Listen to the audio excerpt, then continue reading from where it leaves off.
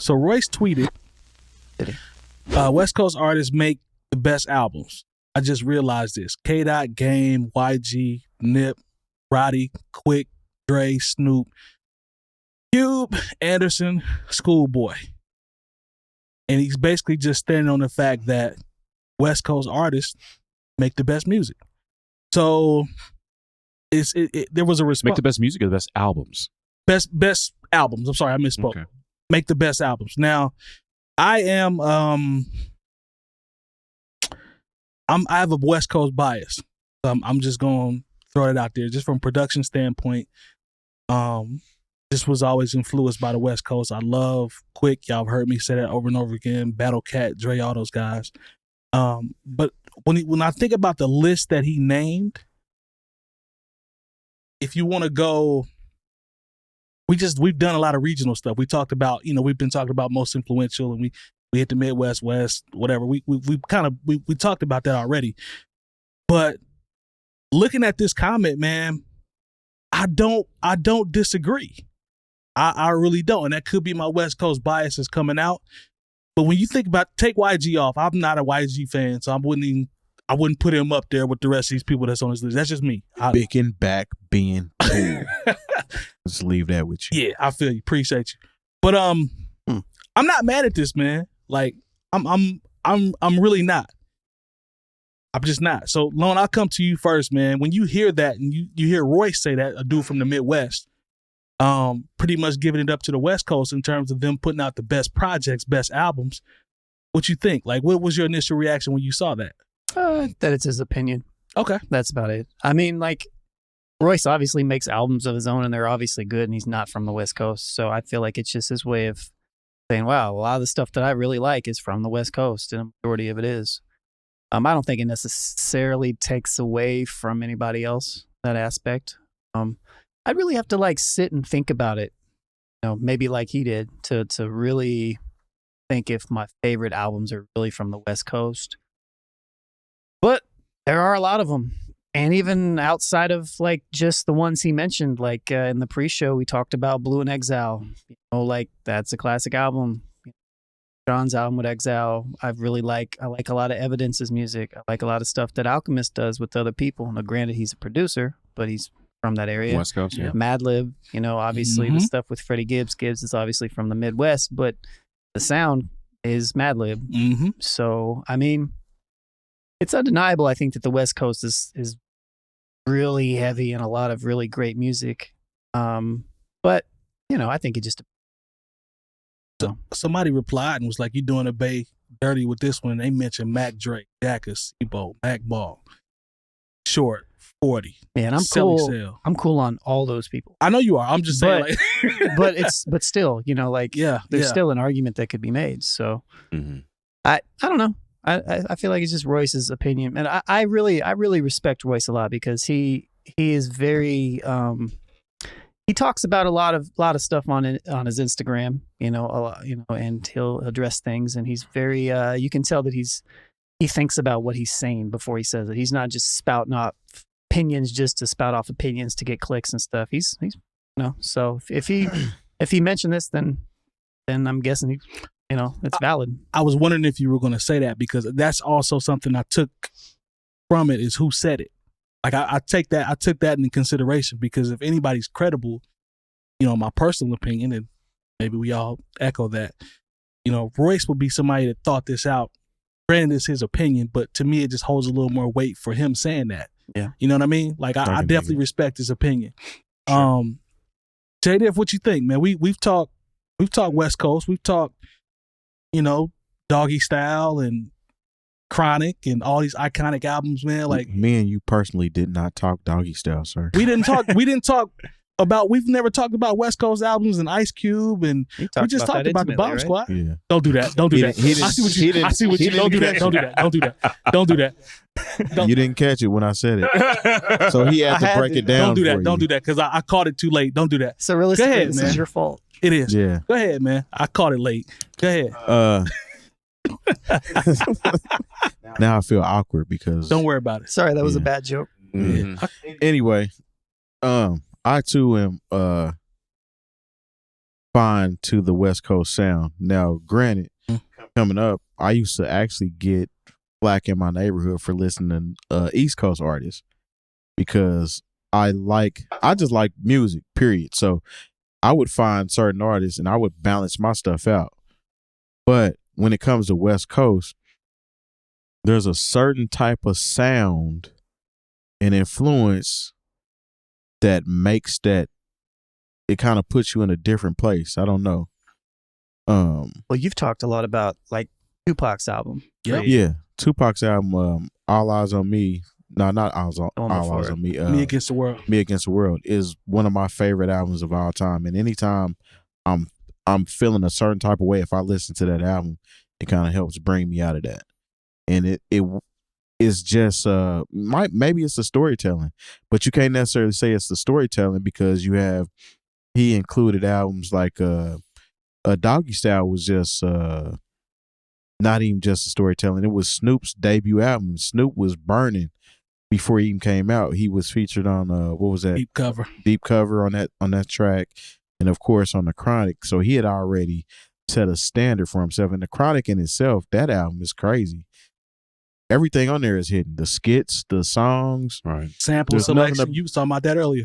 Yeah, there's nothing about that album that misses. So, and the albums that he named are key too. Like we didn't name artists, but albums he named artists. But when I see those names, I think of the album that I'm thinking that he's talking about, and it makes perfect sense. But in the same token, East Coast got some good storytelling and some great albums too. But Biggie actually preferenced the West Coast, kind of had an edge a little bit when he dropped a little verse about trying to sell records like Snoop. So this isn't a new thing with the West Coast being brought up as far as being the kind of dominant as far as best albums. And when it comes down to songs, influence, and things like that, of course you got to give it to the East Coast because East Coast is where rap originated. And even West the caliber Coast, MCs on it. Yeah, West Coast just put their spin on it. So I mean, again, it's one of those subjective things, but somebody that is a fan of West Coast music like myself, I could lean towards he's probably right. Yeah. Good explanation. Especially now that I'm thinking about what you just said, when you look at the names, you automatically, certain albums just pop up in your head when you think about the names that he listed. Like it immediately goes to, like Good Kid, Mad City, and he says Game. I'm like, okay, the documentary. Crazy. You know what I mean? Like YG. I'm cool on Victory Lap. I mean, yeah, it's not YG, Nip. Yeah, Victory Lap. Mm-hmm. Yep. Like the list is. Cube got 4 or 5 classic albums, and I know some people use the classic word loosely. I don't. I try not to. But I stand on Cube having at least 4 classic albums. See, that's what I meant because I've heard you say that even off air, like we've talked about it before. Like I've never heard you back off that ever. Like I've never heard you sway or be swayed. What he? Sorry, because those are his.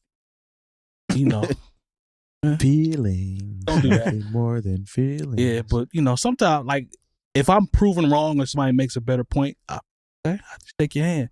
He's accepting no handshakes on that. So, and I ain't mad at that. Like we just talking about the Bomb Squad. So, Jay Moore, what you think, man, when you see this? Well, the cool thing about being in the Midwest, and I guess Detroit is still considered Midwest, I guess, right? In a way, I would say so. Is that you got your influence from a little bit of everybody. I remember growing up listening to the radio. We just played what was hot. There was no East or West Coast bias, or there was certainly no St. Louis bias where I'm from. If y'all didn't know, because I was bumping that old Nelly nobody even heard of. I mean, we did when we did have our local groups, but I remember hearing everything on the radio. Of course, we heard when Snoop and Dre were killing it, that was on the radio. But when Big was killing it, he was on the radio. But when you talk, but also when Royce the 5'9", he mentioned the cream of the crop like that. Not that I know he knows there's more than that, but it's not like he was like. He also threw in, High C or South Central Cartel, and nothing against those groups, but I see where you're going. but You know, but even when I think about the West Coast, you know, I still think about hieroglyphics. I think about the Far Side. I think about the Alcoholics. Talk to him. I think about Exhibit. I think, and I'm going to bring it up again. I think about Ice-T. I knew it. Let me get my phone ready. So right too. Yeah. So you know, when we're talking about the West Coast, it's not just because everybody has that either G-Funk or that gangster sound they have in their mind, or you know, from the Dr. Dre tree. But there's still so much flavor on the West Coast. You know, the underground scene is so huge on the West Coast. What was it? The group Freestyle Fellowship. Yep. You know, there was so much that came out of the West that influenced the coup. Yeah, talk to him about the coup. So you know, People Under the Stairs is from there too, right? Yeah. So I mean, I think the contribution to hip hop that the West Coast gave is actually underrated. Yeah, is actually underrated. Now, mind you, you know, I like that. Like that. You know, I think they've made some great albums, but like I said, being in the Midwest, you know, once there was, there's still so much out of the East Coast that I think is fantastic. When you talk about complete albums, not just a song or two here, or they got like 3 songs here, and then the rest of the album is just on some, you know, some whatever. I'm talking about on the East Coast when I think about Pete Rock and CL Smooth's catalog, when I think about the first two brand Nubian albums, when I think, you know, you talk about East Coast, you're talking about Public Enemy's catalog. So if you start talking about the Tribe Called Quest, you're talking about when you get to De La Soul, you know, when you're talking about the cream of the crop, you know, on either coast, I think it you know, it's a nice mix, and it's also things that you could put up against each other. Be like, I see what you're doing over here, but man, over here, don't forget, you can't front. And then when the South said, okay, the South got something to say. Boy, did they ever. I mean, we can't act like, you know, because at one point I will say, and this is something like I had a little pushback on when I had a conversation out offline, if you will. Oh, I love this. At one point when the West Coast got gangster, and the East Coast was kind of into their party and dance, trying to figure out what they wanted to do as a rebuttal. Some of the most political records were coming out of the South. So that whole, you know, Afrocentricity, and we're going to talk about political things that the East Coast kind of dropped at one point. Yeah, like it went to the South because really that's what the Ghetto Boys were. That's what some people will say. People leave out Arrested Development. You know, people they never get mentioned. That's what Arrested Development was doing. That's what I mean. You can if you really dig into 8 Ball and MJG, that's what they were doing. Outkast, even on their first album, people talk about Southern Playlistic. That was a very political album. Get up, get out, and get some. Thank you. You know, so. If you've enjoyed this segment from the New Old Heads podcast, make sure to join our live chat every Tuesday from 9 to 11 p.m. Eastern at youtube.com/New Old Heads Network. Make sure to subscribe and hit that bell for notifications. We also invite you to join our private Discord community at newoldheads.com/community.